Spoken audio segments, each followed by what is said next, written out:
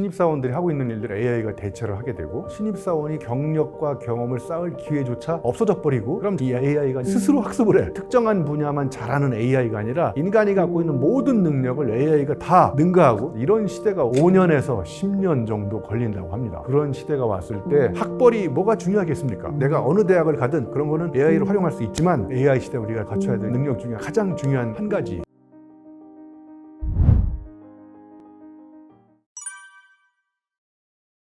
학자마다 다르겠지만 우리 지식인사이드 나온 김대식 교수님도 여러 군데서 많이 주장을 하시잖아요. 이제 AI가 아니라 AGI 시대가 온다. Artificial General, 그러니까 제너럴 범용 인공지능이 온다는 거예요. 그러니까 이제 특정한 분야만 잘하는 AI가 아니라 인간이 갖고 있는 모든 능력을 AI가 다 능가하고 더 중요한 거는 이 AI가 스스로 학습을 해. 그래서 인간이 통제할 수 없는 영역으로까지 발전한다고 하잖아요. 그러니까 이런 AI가 인간을 지배하는 시대가 학자마다 다르겠지만 5년에서 10년 정도 걸린다고 합니다. 자, 그러면 그런 시대가 왔을 때 우리의 미래는 어떻게 될 것인지 정말 AI 기술자들한테 우리의 미래를 맡길 것이 아니라 저 같은 인문학자들이 거기에 개입이 돼가지고 과연 이렇게 가는 것이 우리의 미래를 바람직하게 만드는 것인지를 진지하게 고민하고 성찰한 다음에 비판적 담론을 만들고 대안을 가지고 AI를 우리가 같이 공존하는 미래를 만들어 가야 된다고 생각합니다. 여러분들 주변에서 아시겠지만 이제 콜센터도 AI가 받게 되고 AI가 콜센터에서 전화를 받으면 콜센터에서 그동안 축적돼 있는 고객의 불만 데이터들을 쫙 공부를 하잖아요. 대량의 데이터를 쌓아놓고 축적한 다음에 분석한 다음에 그 데이터에 근거한 대답을 하거나 예를 들면 제가 광고 카피를 만들고 싶은데 전 세계에 있는 카피를 다 모아가지고 분석을 해서 카피라이팅 초고를 만들어 준다든지 이런 것들은 AI가 잘하고 또 예를 들면 판사가 검사가 변호사가 하고 있는 일 중에 과거 판례 데이터를 쫙 분석한 다음에 결론을 뽑아내는 거는 사람보다 AI가 더 잘합니다. 저는 이제 결론부터 얘기하면 AI가 무슨 직업을 통째로 대체하기보다 그 직업의 일부 과업을 대체하는 것 같아요. 자, 그러니까 예를 들면 번역부터 얘기하면 너 물 먹었니? 그러면 AI가 뭐라고 번역할까요? Did you drink라고 번역하죠 대부분. 저는 그게 아니고 너 조직에서 잘렸니? 이걸 물어보는 거거든요. 너 손 씻었니? 그러면 손을 씻었냐고 물어보는 게 아니라 나쁜 일 그만뒀니? 이런 걸 물어보는 거. 이렇게 맥락과 그 다음에 여백을 번역하는 거는 물론 데이터를 쫙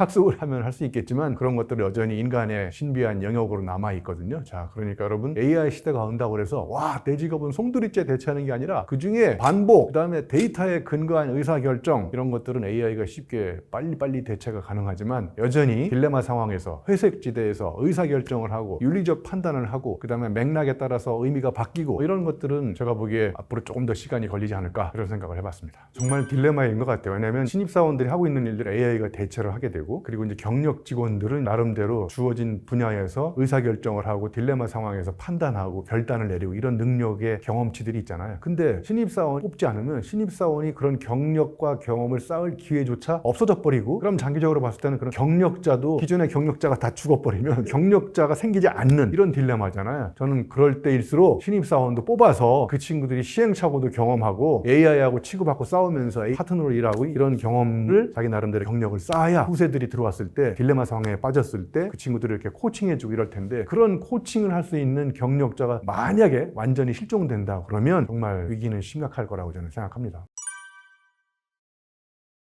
뇌과학자들, AI 전공한 사람들의 이야기에 의하면 앞으로는 직업이 AI 개발자, 그 다음에 AI가 시키는 일에 종속돼서 살아가는 대부분의 사람들, 그 다음에 몸을 움직여가지고 육체 노동하는 사람, 이런 세 가지 직업 정도로 남는다고 합니다. 그러니까 AI는 땀을 흘리지 않습니다. 여러분, 성공하는 사람은 땀을 흘리거든요. 땀을 흘린다는 얘기는 자기만의 고유한 내러티브, 서사를 갖고 있다는 거예요. 그러니까 AI는 본인이 몸을 움직여가지고 겪어본 경험을 가지고 스토리텔링을 하지 않아요. AI가 보여주는 모든 데이터, 이야기는 다 다른 사람 거거든요. 다른 사람 거를 AI가 엄청나게 빠른 속도로 사람들한테 보여주니까 감탄하지만 감동하지 않습니다. 왜냐하면 감동은 피눈물 나본 경험, 피땀 흘려본 경험, 넘어지고 자빠지고 고생해본 경험 이런 데서 나도 모르게 울컥하는 감동이 나오는 거잖아요. 그러니까 AI가 가질 수 없는 가장 중요한 결정적인 치명적 약점은 제가 보기에 땀을 흘리지 않는다는 겁니다. 자, 그러면 사람이 갖고 있는 상대적으로 중요한 경쟁력이 뭐냐? 자꾸 이렇게 몸으로 겪어본 경험 그리고 겪어본 경험이 많은 사람, 오감각을 활짝 열고 치고 넘어가는 노을, 새가 날아가는 경이로운 기적, 이런 걸 오감각으로 직접 경험한 사람들은 내 몸에 감각적 데이터가 엄청나게 많거든요. 자, 그러면 이런 AI 시대가 될수록 저는 경험의 멸종이라는 책에서 얘기하듯이 인간이 자꾸 가상 경험으로 실제 경험을 대체하기 시작합니다. 그러면 이 피부에 몸에 닿아 있는 감각이 다 사라지거든요. 그러면 이제 AI가 가질 수 없는 가장 중요한 능력이 바로 이런 감각적 지각 능력이잖아요. 그러면 사람이 그런 걸 더 축적하고 감각적 데이터가 풍부한 사람들이 더 사람들을 감동시킬 수 있잖아요. 그 다음에 또 하나 굉장히 중요한 능력이 이런 감각적 데이터를 자기만의 언어로 번역하는 능력. 제가 전달자에서 말씀드렸잖아요. 그러니까 이 언어 꾸러미 안에 경우의 수가 많은 사람. 자, 그러니까 이런 데이터를 가지고 내가 갖고 있는 언어로 다양하게 표현을 할 수 있어야 되는데 언어가 한정돼 있고 경험도 없고 그러면 이제 AI한테 당하게 되는 거거든요. 어느 대학을 가면 선배들이 이끌어주고 그래서 학벌이 이제 강력하게 작용했었는데 옛날보다 그런 위력들이 없어질 수 있는 가능성이 많아지는 이유가 뭐냐면 이제 웬만한 지식 그런 것들은 다 AI가 대체 가능하거든요. 그러니까 지식은 책상에서 열심히 배울 수 있었는데 그러니까 내가 어느 대학을 가든 그런 거는 AI를 활용할 수 있지만 가장 중요한 한 가지 저는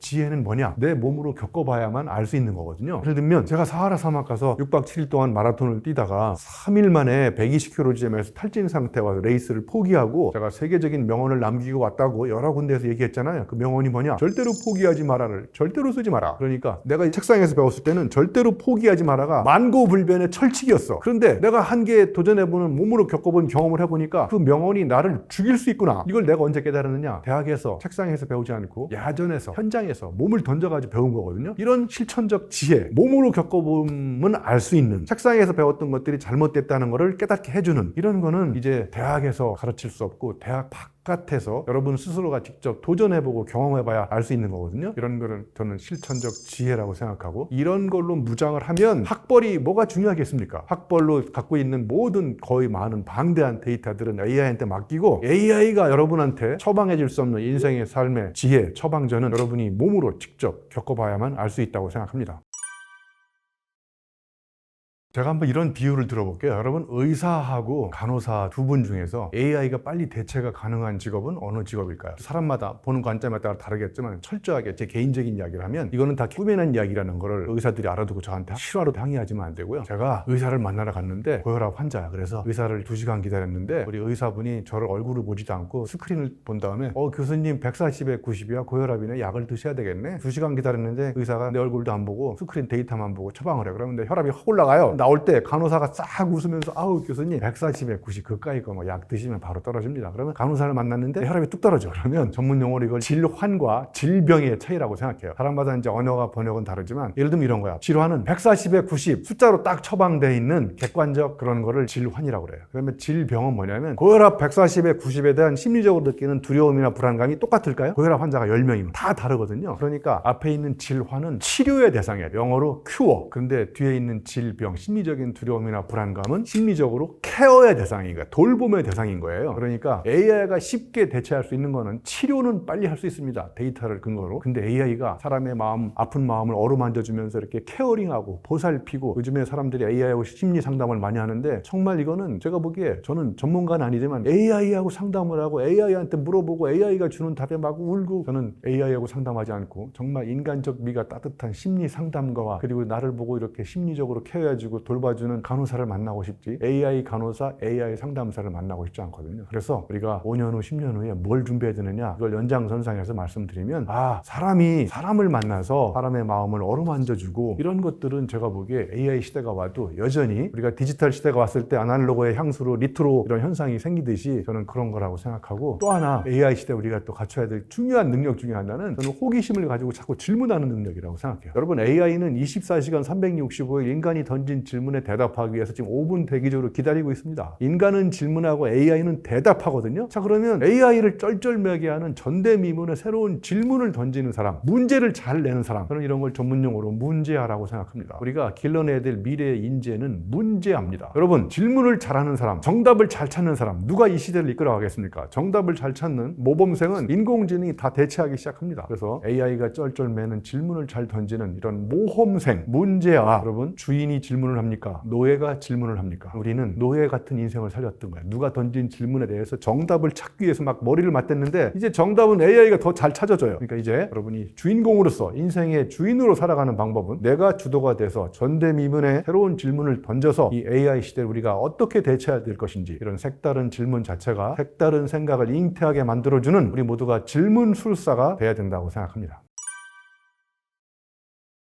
여러분, 요즘에 궁금한 게 생기면 바로 GPT한테나 제미나이한테 여러 가지 인공지능한테 가서 물어보잖아요. 자, 그럼 옛날에 물음표가 생기면 여러분 어디로 갔습니까? 검색 엔진도 없고 AI도 없을 때 도서관을 가거나 그 다음에 책을 찾아보거나 친구한테 전화하거나 물음표가 생기면 저쪽에 느낌표를 찾기 위해서 오랫동안 방황을 했습니다. 그런데 요즘에 방황하지 않고 바로 어디로 가냐? GPT나 AI한테 가서 물어봐. 그러면 AI가 바로 답을 써주죠. 그러면 이제 이게 무슨 이야기냐면 물음표하고 느낌표 사이에 거리가 있을 때는 사람이 궁리에 궁리를 거듭 하고 생각을 하고 그랬었는데 이제는 이게 싹 거리가 없어져 버렸어요. 거리가 없어졌다는 얘기는 인간이 더 이상 생각하지 않는다는 겁니다. 앞으로 학교 교육은 생각하게 만드는 교육을 해야 되거든요. 여러분, 내비게이션을 틀어놓고 제가 오늘 여기까지 찾아왔거든요. 머리를 안 쓰잖아요. 머리를 안 쓰는 교육 이제 불필요합니다. 그래서 여러분의 머리는 이제 앞으로 베개 벨 때, 모자 쓸 때, 머리 쓰실 때 이 세 가지 용도에 여러분 머리가 불필요해진다고 합니다. 그럼 여러분의 머리를 잘 쓰게 하는 교육이 필요한데 이러려면 어떻게 해야 되느냐? 어려운 문제를 머리를 맞대고 풀어봐야 되고 용불용 설에 의해서 머리가 자꾸 쓰여져야 되거든요. 그리고 쓰임을 당할수록 머리는 뇌세포를 자극받아서 그런데 어렵고 힘들고 복잡하고 더럽고 이런 것들 다 AI한테 맡기고, 그러니까 앞으로 미래의 교육은 물음표를 찾는 교육. 제가 아까도 말씀드렸듯이 전대미문의 질문을 던져서 문제를 잘 내는, 그래서 여러분 그 ask라는 영어 있죠? ASK. 이걸 거꾸로 뒤집으면 KSA가 되거든요. K가 뭐냐? knowledge야. S가 스킬, A가 attitude예요. 옛날에는 K를 가장 많이 가르쳤어. 그 다음에 이제 스킬을 조금 가르치고 세상을 바라보는 자세와 태도, 패러다임을 조금만 가르쳤어요. 근데 이걸 제가 뒤집어가지고 ask를 만들었어요. A가 가장 커. 세상을 바라보는 자세, 태도, 패러다임을 가장 많이 가르치고 스킬, 직접 몸으로 움직이는 거 중간 정도 가르치고 knowledge는 조금 AI가 다 갖고 있잖아요. 그래서 미래의 교육은 ask 교육이 돼야 된다고 저는 생각해요. 그래서 제가 지금 한양대학교에서 나름 주장하고 있는 것 중에는 이제 QBL이라고 있어요. QBL, Question Based Learning. 그래서 모든 학생들이, 예를 들면 이상적인 꿈이긴 하지만 모든 교수님들이 마지막 수업에는 한 학기 동안 배웠던 것들을 다 정리해가지고 종합적인 문제를 내는 거예요. 저 같으면 문제를 A4 용지 한 페이지에 내게 합니다. 여러분, A4 용지 한 장에다 문제를 내는 방법 한 줄도 쓰기 어려워요. 뭘 비교하시오, 논하시오, 대조해서 분석하시오, 이런 틀에 박힌 질문을 하거든요. 문제가 틀에 박히면 답을 볼 필요가 없어요. 답도 틀에 박혀 있습니다. 틀에 박힌 답에서 벗어나는 방법은 틀밖에, 뜻밖의 질문을 던져야 됩니다. 그래서 우리 아이들이 이제는 색다른 질문을 가지고 몸을 던져서 그 질문에 대해서 대답하고 찾아보고 모색해보고 실험해보고, 이런 교육이 저는 필요하다고 생각합니다.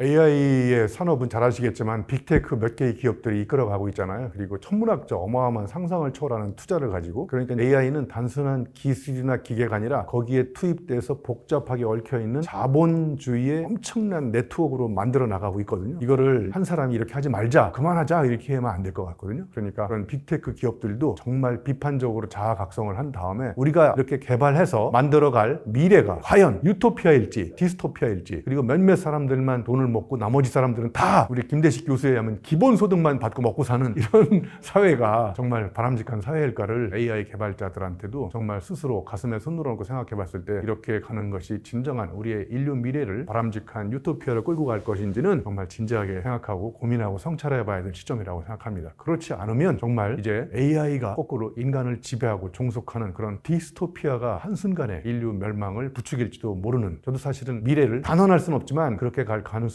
없지 않아 있다고 생각합니다.